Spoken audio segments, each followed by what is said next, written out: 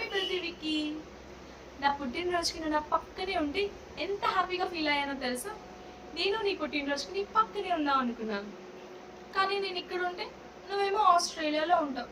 మరి ఎలా అని ఆలోచిస్తే నీ ల్యాప్టాప్లో రికార్డ్ చేస్తే టైంకి ఆనందస్ అందుతుందని నువ్వు చెప్పావు కదా, అది గుర్తొచ్చి ఇలా.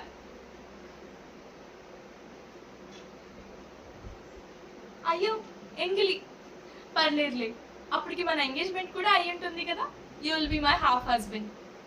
నీతో ఉంటే నేను ఎంత సంతోషంగా ఉంటానో తెలుసా?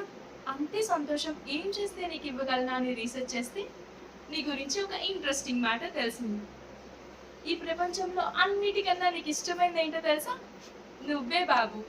అప్పుడు నాకు ఒక ఐడియా వచ్చింది.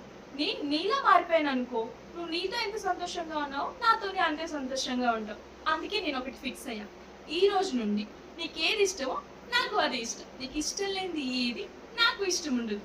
ఈ విషయం మా బావకు చెప్తే నీకేమైనా పిచ్చా, ఊరు డాన్స్ అన్నీ వదిలేసి ఎలా సంతోషంగా ఉంటావు అని అడిగాడు. వాడికి ఏం తెలుసు, ఒకప్పుడు అవే నా ప్రపంచం, ఇప్పుడు నువ్వే నా ప్రపంచం అయ్యావు.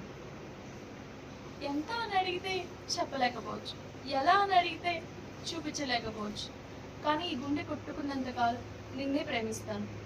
Love you Vicky, love you for ever.